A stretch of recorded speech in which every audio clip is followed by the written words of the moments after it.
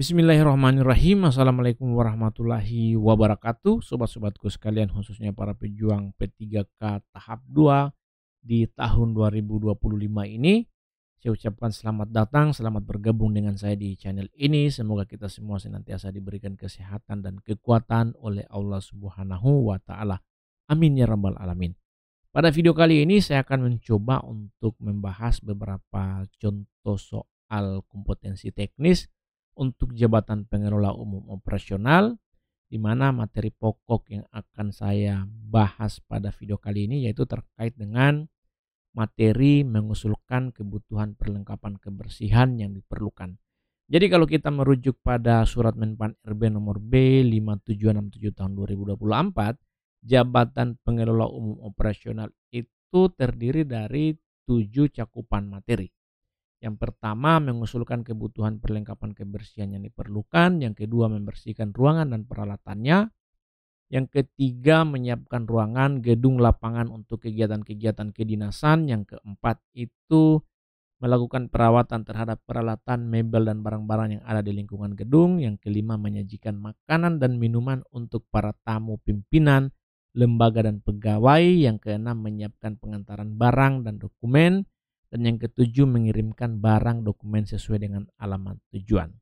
Insya Allah di video saya, di channel saya ini akan membahas satu persatu setiap cakupan materi yang ada. Jadi teman-teman silakan ikuti terus channel saya. Mudah-mudahan bisa bermanfaat bagi teman-teman sekalian. Nah, di video kali ini seperti yang saya katakan tadi, saya akan membahas cakupan materi yang pertama, yaitu mengusulkan kebutuhan perlengkapan kebersihan yang diperlukan. Di sini kita akan langsung lihat bagaimana contoh-contoh soalnya. Ada 10 contoh soal yang akan saya bahas pada video kali ini. Mudah-mudahan teman-teman bisa menyimaknya dengan baik. Kita mulai dengan contoh soal nomor 1. Perhatikan, saya akan bacakan untuk teman-teman sekalian. Tapi sebelum saya lanjut, saya kembali ingin mengajak teman-teman yang mau ikut terlibat untuk menjawab soal-soal dalam video ini. Silakan siapkan catatannya, dan jika ada di antara teman-teman yang mungkin memiliki jawaban atau pandangan yang berbeda, maka silakan tuliskan jawabannya di kolom komentar. Perhatikan soal nomor 1. Apa yang harus dipertimbangkan pertama kali saat mengusulkan kebutuhan perlengkapan kebersihan untuk suatu organisasi? Opsinya: A. Anggaran yang tersedia, B. Jumlah pegawai di organisasi, C. Jenis kebersihan yang diperlukan, D. Keberlanjutan perlengkapan kebersihan, dan E. Lokasi kantor.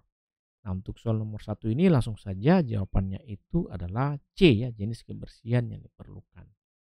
Jadi sebelum mengusulkan perlengkapan kebersihan, maka penting bagi kita untuk menganalisis jenis kebersihan yang diperlukan, seperti kebersihan ruangan, lantai, atau fasilitas sanitasi. Hal ini akan menentukan jenis produk apa yang akan dibutuhkan. Kira-kira seperti itu analisisnya. Lanjut soal berikutnya, soal nomor 2. Perhatikan, dalam menentukan jumlah alat kebersihan yang dibutuhkan, faktor apa yang paling dominan untuk dipertimbangkan? Kita coba lihat. Ruangan, B. Frekuensi pembersihan, C. Jumlah karyawan, D. Ketersediaan perlengkapan cadangan, dan E. Jenis lantai. Nah, di sini jawaban yang benar itu adalah B. Frekuensi pembersihan.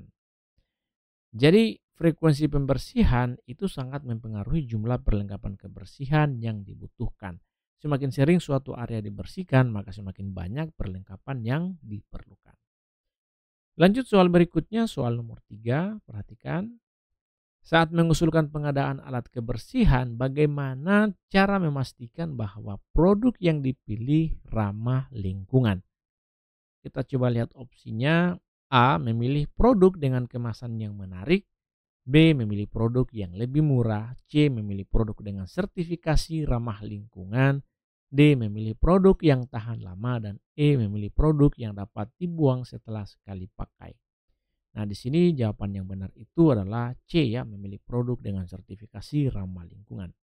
Jadi produk dengan sertifikasi ramah lingkungan itu memastikan bahwa produk tersebut memenuhi standar tertentu dalam hal keberlanjutan dan dampaknya terhadap lingkungan. Lanjut soal nomor 4, perhatikan. Apa yang perlu dilakukan untuk memprediksi kebutuhan alat kebersihan dalam jangka panjang? Opsinya A. Menghitung jumlah karyawan dan menambahnya 10%. B. Menganalisis data pengguna peralatan kebersihan selama setahun terakhir. C. Memilih produk kebersihan paling mahal. D. Memilih perlengkapan dengan durasi penggunaan terpanjang. Dan E. Memperkirakan jumlah barang berdasarkan estimasi kasar. Langsung saja kita coba lihat jawabannya. Di sini yang benar adalah B ya. Menganalisis data pengguna peralatan kebersihan selama setahun terakhir. Jadi analisis data pengguna sebelumnya itu akan memberikan gambaran yang lebih akurat tentang kebutuhan kebersihan jangka panjang. Lanjut soal berikutnya, soal nomor 5. Perhatikan bagaimana cara menentukan kualitas alat kebersihan yang akan dibeli. Opsinya A. Memilih yang paling murah. B. Berdasarkan merek yang sudah terkenal. C. Memastikan bahwa alat tersebut tahan lama dan efektif. D. Mengikuti saran dari pemasok. Dan E. Mengikuti tren alat kebersihan yang sedang populer. Nah, di sini jawabannya itu adalah C ya, memastikan bahwa alat tersebut tahan lama dan efektif. Jadi bicara tentang kualitas alat kebersihan yang baik itu tidak hanya bergantung pada harga atau merek ya, tetapi lebih pada daya tahan dan kemampuannya dalam membersihkan secara efektif. Jadi ini yang harus teman-teman pahami. Lanjut soal berikutnya, soal nomor 6. Apa langkah pertama yang harus diambil sebelum mengajukan anggaran untuk pengadaan perlengkapan kebersihan? Kita coba lihat opsinya. A. Melakukan survei harga perlengkapan kebersihan. B. Menyusun daftar kebutuhan perlengkapan kebersihan. C. Menyusun laporan penggunaan perlengkapan kebersihan sebelumnya. D. Menghitung jumlah pegawai. Dan E. Menyusun strategi pengadaan barang secara efisien. Soal nomor 6 ini jawabannya tentu saja adalah B ya, menyusun daftar kebutuhan perlengkapan kebersihan. Jadi menyusun daftar kebutuhan berdasarkan jenis dan jumlah perlengkapan kebersihan yang diperlukan itu merupakan langkah pertama yang harus diambil sebelum mengajukan anggaran. Lanjut soal berikutnya, soal nomor 7. Manakah di bawah ini yang bukan merupakan jenis perlengkapan kebersihan yang harus dipertimbangkan saat melakukan pengusulan? Ya, perhatikan baik-baik. Kita coba lihat opsinya. Saya kira kalau kita perhatikan di sini jawabannya sudah sangat jelas ya. Opsi A, alat penyapu lantai. B, cairan pembersihan lantai. C, sarung tangan karet. D, mesin fotokopi. Dan E, ember pembersih. Jadi kalau kita lihat di sini sudah pasti jawabannya adalah D, mesin fotokopi, karena memang dia bukan merupakan bagian perlengkapan kebersihan. Lanjut soal berikutnya, soal nomor 8. Perhatikan apa yang harus diperhatikan saat memilih penyedia perlengkapan kebersihan. Opsinya A. Harga yang sangat murah. B. Kualitas produk dan layanan purna jual. C. Popularitas penyedia. D. Kecepatan pengiriman barang. Dan E. Penawaran diskon besar-besaran. Kita coba lihat jawabannya, kira-kira apa yang benar ini. Jadi di sini yang benar itu adalah B ya, kualitas produk dan layanan purna jual. Jadi kualitas produk dan layanan purna jual itu sangat penting untuk memastikan bahwa produk yang dibeli tidak hanya memenuhi kebutuhan tetapi juga memiliki dukungan yang baik setelah pembelian.